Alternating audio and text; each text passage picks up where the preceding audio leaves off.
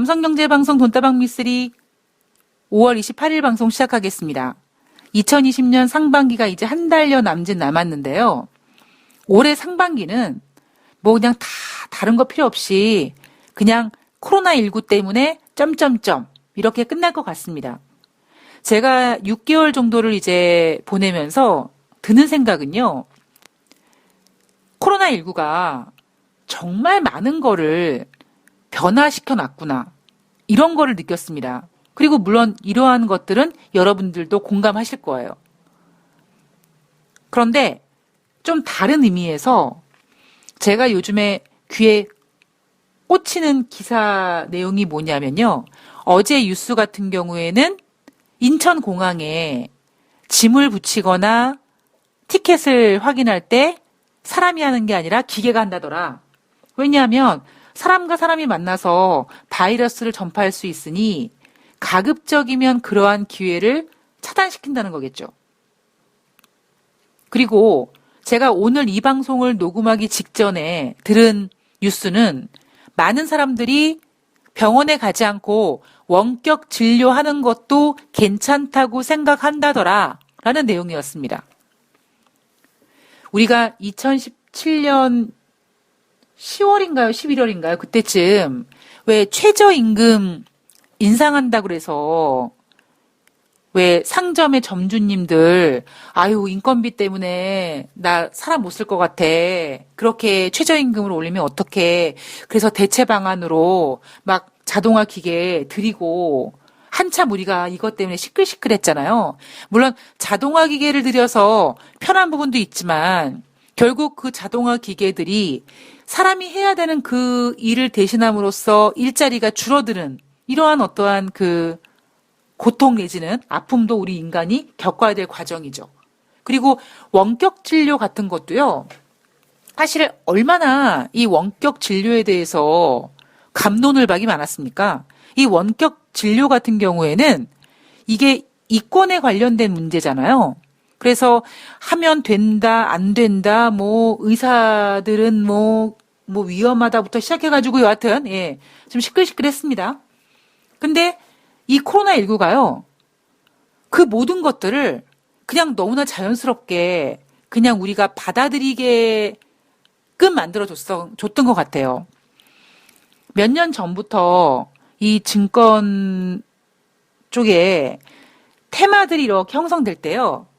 재택근무 관련주라는 것도 있습니다. 근데 참 말이 좋아 재택근무지. 그죠? 재택근무가 그렇게 쉬운 게 아니에요. 그런데 그 어려운 일을 코로나19가 또 해냅니다. 그냥 자연스럽게 재택근무를 만들고 자연스럽게 자동화를 시키며 물론 여기에는 좀 안 좋은 점도 있는 것 같아요. 우리가 얼마 전만 하더라도 지구를 지켜야 된다. 우리 너무 일회용 많이 쓰는 것 같아. 막 그런 거 걱정하면서 환경을 지켜야 된다며 커피 전문점에서 커피 먹을 때 매장에서 먹으면 머그컵 써야 되고 투고할 때는 어쩔 수 없이 일회용 컵을 써야 되지만 그렇게 해서라도 일회용 용품을 줄여야 된다. 우리가 이런 캠페인을 했는데 이놈의 코로나19가 커피 전문점에서 일시적으로 그냥 종이컵 쓰게끔 했죠. 그리고 집에 머무르는 시간들이 많아지면서 일회용 용품들, 플라스틱 용품들도 엄청나게 사용하게 했습니다. 그래서 참 이 코로나19가요. 뭐 우리 생활의 전반적인 것을 많이 바꿔놨다. 뭐 맞는 말이지만 지금 현재를 바꿔놓은 것도 바꿔놓은 거지만 앞으로 미래 그리고 우리가 언젠가는 부딪혀야 되는 그 미래를 상당히 단축시켜 준 것 같다는 생각을 좀 하게 되더라고요. 코로나19가 참 나쁜 녀석이네요. 그죠? 제가 어제 방송에서 뭐 어제 방송뿐만 아니라 뭐 저의 경험을 말씀드리면서 힘든 일들이 막 이렇게 터졌을 때 그거를 일단은 이렇게 정리를 시키고 이렇게 일단락 이렇게 해놓고 아이고 좀 살 것 같다라고 하면 또 다른 문제가 터진다. 그러니까 긴장을 놓으면 안 된다. 뭐 이런 이야기를 해드렸는데 우리가 5월 6일부터 생활 속 거리 두기를 시작했잖아요. 그리고 생활 속 거리 두기를 시작했음에도 불구하고 코로나19 신규 확진자 수가 점점 줄어서 한 자릿수가 됐고, 야, 이런 추세면 이제 머지않아서 오늘은 코로나19 신규 확진자 수가 제로입니다. 이런 얘기도 듣게 되겠구나. 라고 막 기대를 하고 있었었는데, 안타깝게도 사회적 거리두기 끝자락에서 그 몇 달을 버티지 못하고 그 사회적 거리두기 그 끝자락에서 확 고삐가 풀리는 바람에 그 마지막에 그 어떤 상황이 지금 다시 대한민국 코로나 확진자 수를 다시 두 자릿수, 지금 페이스로 가면 조만간 다시 세 자릿수가 될 가능성이 높죠. 참 이게 인간이 계속 긴장을 하며 살 수는 없는데, 그죠? 예, 그럼에도 불구하고 지금은 정말 긴장을 하면 안 되는, 예, 그런 힘든 시간이 지나고 있는 것 같습니다. 너무 어려운, 너무 어두운 얘기를 했죠? 좀 다른 얘기를 하나 해볼까요? 제가 원래 어제 해드리려고 했던 얘기인데, 어제 제가 딴 얘기하다가 깜빡했습니다. 제가 5월 달에 계속 이제 막 기분이 처지니까, 아, 이러면 안 되겠다. 그래서 제가 우울할 때마다 유튜브에서 컬투쇼 레전드를 계속 이렇게 막 찾아서 보거든요. 우리가 왜 나이 먹어 갈수록 그렇게 웃는 일이 없잖아요. 뭐 웬만한 거 다 경험해봤고 막 그러니까 아유 그냥 그러려니 하는 일들이 많지 않습니까? 그러니까 제 기억 속에 27살 때였나요? 27살에 제가 객장에서 업무 직원이랑 막 깔깔깔깔거리고 막 수다 떨고 있는데 그날 증시가 되게 안 좋았었어요. 그 객장에 막 그 상주 고객들이 막 이렇게 미간에 인상 쫙 쓰고 막 이렇게 힘들어하고 있는데 거기서 업무 직원이랑 막 웃으면서 막 쪼개고 있으니까 저보다 6살 위인 선배가 오더니 이제 아이 좀 조용히 해 이렇게는 못하고 아휴 그래 그 나이 때는 낙엽이 굴러가는 것만 봐도 웃을 때지 라고 얘기하길래 전 그게 무슨 얘기인지 몰랐었거든요. 근데 확실히 시간이 지나고 뭔가 제 스스로 이렇게 방방방방방방 뜨는 이런 컨셉이 조금 이렇게 좀 무거워지면서 확실히 예전보다 웃을 일이 좀 덜한 것 같아요. 그래서 안 된다. 이게 사람이 이렇게 얼굴에서 표정에서 이렇게 뭔가 이렇게 드러나는 건데 안 되겠다. 그래서 그 유튜브에서 컬투쇼 레전드를 이렇게 보는데요. 아마 여러분들도 한 번쯤은 들어보신 분들도 계실 겁니다. 저도 원래 본명이 되게 시골스러워서 저도 제 이름을 별로 좋아하지 않거든요. 근데 그 사연의 그 내용이 뭐냐면 이 사람에 대한 이름에 대한 얘기입니다. 그러니까 어떤 남편분이 자신의 아내에 대한 이름에 대해서 사연을 보냈어요. 우리 아내는요, 자기 이름을 정말 싫어합니다. 욕 같대요. 이름이 뭔데? 그러니까 성이 조씨고 이름이 짐이라고 합니다. 조짐이? 옛날에 우리 배우 이름 중에 김짐이라는 이름도 있었잖아요. 왜 조짐이 왜? 난 솔직히 전 괜찮았거든요. 근데 일단 그 짐이라는 이름을 가지신 그 아내분은 그렇게 본인의 이름을 싫어한다고 합니다. 그래서 남편분이 밥 먹으면서 아니 자기는 왜 누가 이름을 줬어? 그랬더니 아버지가 이름을 줬다. 왜 장인어른은 왜 자기 이름을 짐이라고 지었대? 라고 물어봤더니 1979년 6월 달에 지미 카터 미국 대통령이 방한을 했는데 그때 지미 카터 대통령을 본 그 장인어른이 우리 딸 이름을 짐이라고 줘야겠다. 그래서 조짐이가 됐다라는 거죠. 그래서 본인의 이름이 싫다. 그러니까 남편이 밥을 먹다가 그래? 아니 어차피 지으실 거면 그러면 짐이라고 짓지 말고 카터라고 짓지? 이랬다라는 거죠. 그러니까 이 부분에서 빵 터져야 되는 거예요. 예. 그래서 아니 조짐이라는 이름이 욕 같아서 싫다고 하는데 거기다가 카터라는 이름을 붙이면 진짜 욕 같잖아요. 그래서 제가 그거를 그 유튜브를 들으면서 잠자기 전에 아주 배꼽을 잡고 웃었습니다. 예. 안 재밌나요? 네.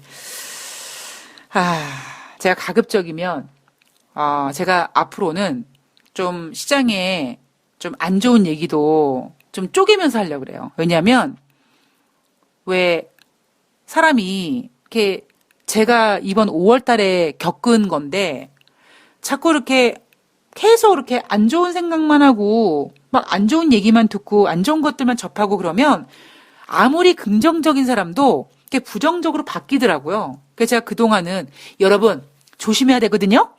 막 미간에 주름 가면서 막 이렇게 인상을 쓰면서 얘기했는데 이제 그렇게 얘기하지 않고 시장의 어떠한 리스크도 똥꼬발랄하게 쪼개면서 아주 긍정적으로 전해드리려고 노력을 하겠습니다. 5월 27일 수요일 뉴욕 증시는 역시 상승했습니다. 자, 5월 26일 화요일 증시랑 5월 27일 수요일 증시랑 뉴욕 증시 기준입니다. 좀 여러분 뭐 느끼는 점 없으십니까? 어떤 점이냐? 다우지수가 이틀 모두 2% 이상 상승했습니다. 근데 상대적으로 나스닥은 다우지수보단 약세였습니다. 저는 제가 어제 방송에서 요즘 같은 장이 소문난 장치에 먹을 게 없다, 뭐 그런 얘기를 해드렸는데요. 저는 요즘 같은 장이 제일 싫습니다. 지수만 뻘쭘하게 올라가 있고 종목들은 특히 코스닥 같은 경우는요. 굉장히 많이 빌빌거리고 있습니다. 뭐 물론 뭐 이렇게 코스피 우량주 막 그런 거 매매하시는 분들은 이게 무슨 개소리냐 이렇게 하실지 모르겠습니다만 저는 코스닥 종목들 이런 그 뭐 테마주 이런 것들 뭐 이런 것들을 보다 보니까 요즘 5월달 장이 그러니까 5월달에 제가 더더욱 재미없고 심심했던 이유가 제가 좋아하는 증시가 아니어서 그랬던 것 같아요. 뭐 여하튼 어쨌든 간에 뉴욕 증시도 가만히 냉정하게 보면은요. 일단 증시를 띄우려고 하는 의지가 매우 강해 보입니다. 뭐 그 이유는 제가 어제도 말씀드렸고 그 전에도 말씀드렸듯이 일단 돈풀기. 이날 같은 경우에는 유럽연합 집행위원회에서 7,500억 유로 규모의 경제회복기금 조성 방안을 제시했죠. 자, 어떤 식으로 할 거냐면 유럽연합이 금융시장에서 돈을 빌려서 유럽연합에서 저기 마늘밭에 있는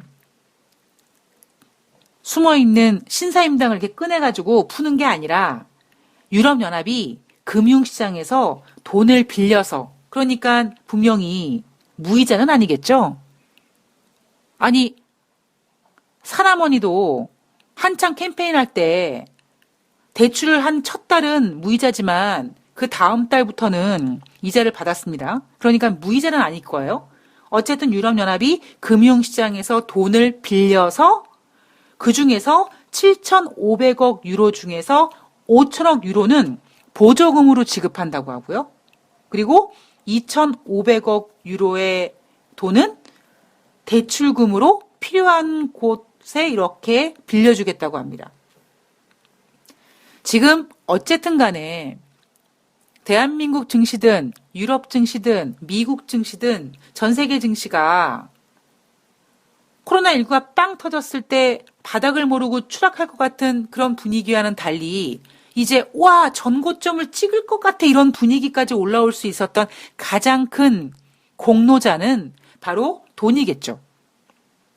자, 프랑스 같은 경우도요. 자동차 산업 지원을 위해서 80억 유로를 투입할 예정이라고 합니다. 어쨌든 여러분 지금은 돈의 효과를 보고 있어요. 우리가 여러분들도 뉴스에서 보시겠지만 이번에 그 긴급 재난지원금 그 긴급 재난지원금이 국민들한테 이렇게 이제 입금되고 주어지고 하면서 한우가 잘 팔린다고 하죠. 그리고 재래시장 같은 데 이렇게 막 순통이 트인다고 하지 않습니까? 그게 돈의 힘이거든요. 자, 미국은 이미 미국 국민들에게 지난번에 현금을 쥐어줬습니다. 트럼프 대통령이 뭐 하고 있어요? 또 그렇게 부양책을 쓸 생각을 하고 있어요. 그래서 미국 같은 경우도 유럽연합 같은 경우에는 이날 7,500억 유로 규모의 경제회복기금 조성하겠다 이런 거를 제시했고요.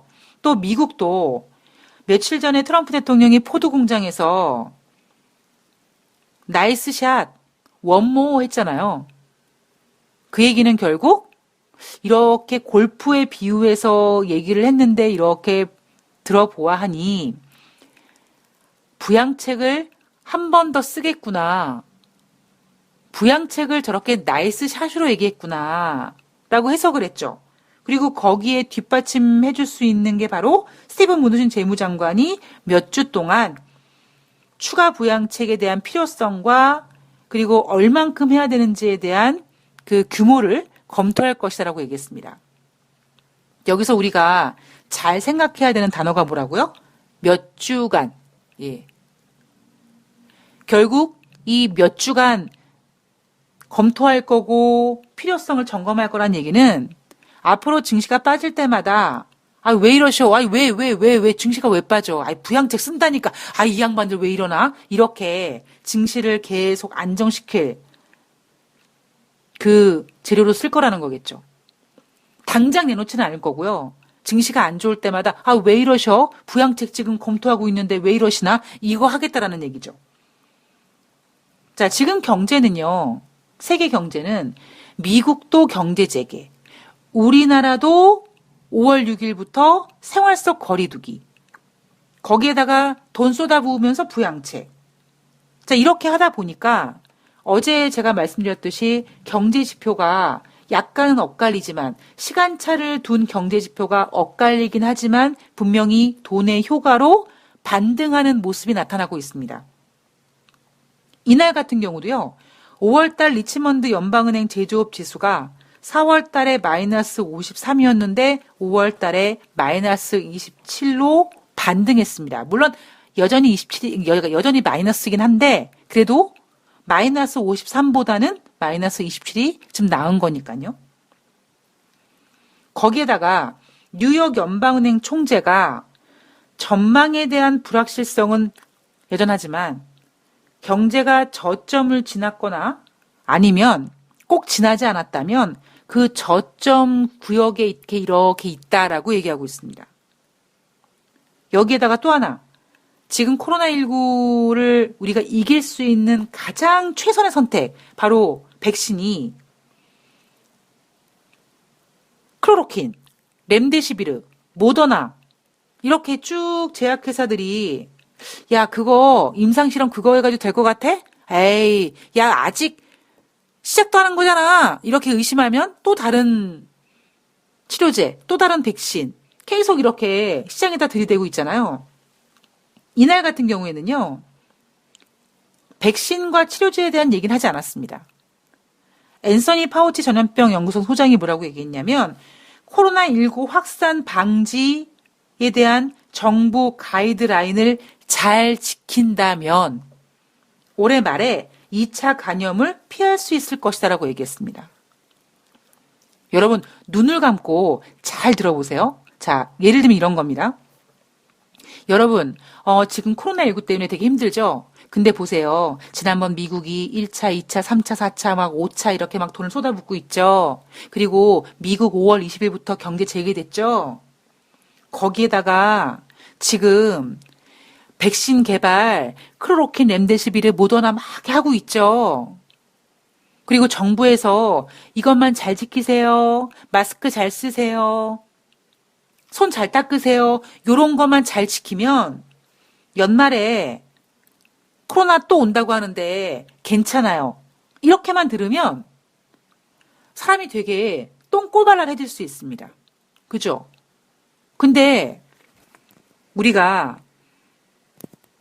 조금만 냉정하게 생각한다면 이날 앤서니 파우치 전염병 연구소 소장이 한 얘기에는 되게 안타까운 내용이 하나 담겨져 있습니다. 안타깝다라기보다 뭔가 이제 현타가 오나? 라는 생각을 좀 하게끔 만드는 그런 내용들이 있었습니다. 자, 그 내용에 대해서는 제가 2부에서 전해드리도록 하겠습니다. 2부에서 뵐게요.